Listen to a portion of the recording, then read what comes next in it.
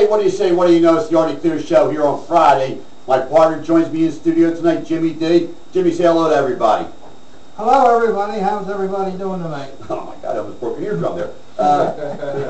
We've been doing a lot of stuff on the NFL referees, and last night we had the real McCoy back in there with the Baltimore-Cleveland game, and you had said it was we're driving over. What a beautiful game that was.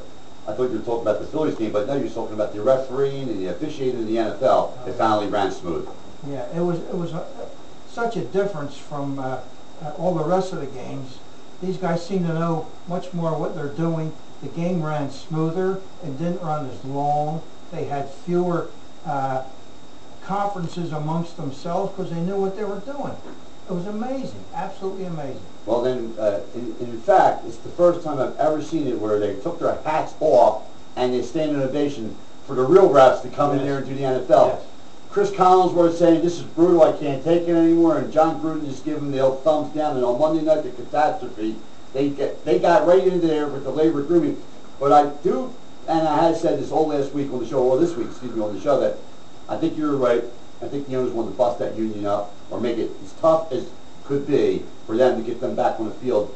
The 3 weeks that the scabs were in there of the refs was the 3 worst weeks of football I've ever seen, and even beats out the strike players when they came in 87. Yeah. That was just terrible. The Green Bay Packers, they could have reversed that decision, you know.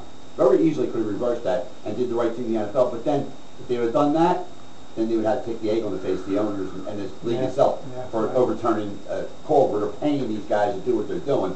I want to tell you something. I don't want to watch that football game for 4.5 hours. That's for sure. Not the same one, anyway. And, right, and it took them, Monday Night Football started, I think it was 8:30. 8:30, yeah. I think it ended at 1:30 in the morning, because they walked off the field, Green Bay, until 10 minutes later to kick the extra point, because if they block the extra point and take it back, Green Bay gets 2 points and they win the game. But the big thing was for Vegas, Jimmy, $150 million swing. They needed Seattle so bad to win that game because they were so heavily betting on Green Bay. It was a $150 million swing in Vegas, like they say. Whatever's in Vegas stays in Vegas, and that money they bet has stayed in Vegas. It didn't go into people's hands. Oh, that's for sure. Unbelievable. Well, there was some question I heard that these phony refs were susceptible to The briberies? Briberies, organized crime, all this other stuff as far as throwing the games and all this. And it sure as hell looked like it to me that was the problem. I'd like to tell you, how about if you're the replay official and now that I see one guy go like this and the other guy go like that. Okay, one guy's trying to stop the clock and the other guy's saying touchdown. Now they're going to hit the replay official because even if they had the regular refs in there, it still goes upstairs because it's a touchdown. Oh, sure, yeah. Okay, yeah. so now they got the referee there, the sideline referee's telling them where to spot the ball, and then the guy upstairs. Now who's not to say that they texted a message to the guy and say, listen, just call the touchdown for Seattle. There's $2 million waiting for you in the Swiss account. They could have text messaged it, erase everything. The $2 million is there, touchdown. Vegas wins $150 million. The players go broke, and you got $2 million sitting in the Swiss account. Could that possibly happen? Very easily, I'm sure. I'm sure it has. It's happened before, I'm sure. That's true. As Paul Hornan and Alex Karras, they got banned for a year for gambling in football, and then they came back to Golden Boy. Yeah.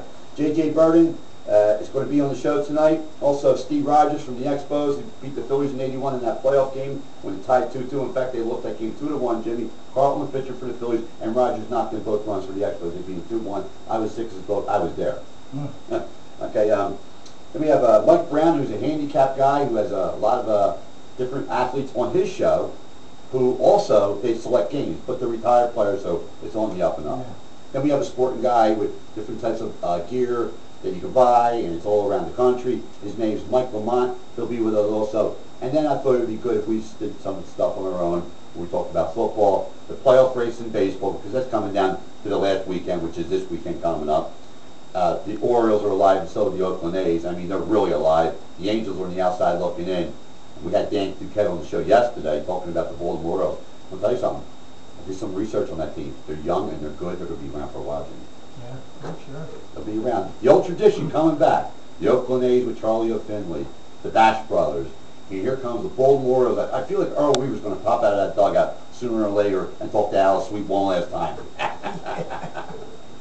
If you know what I mean. Yeah.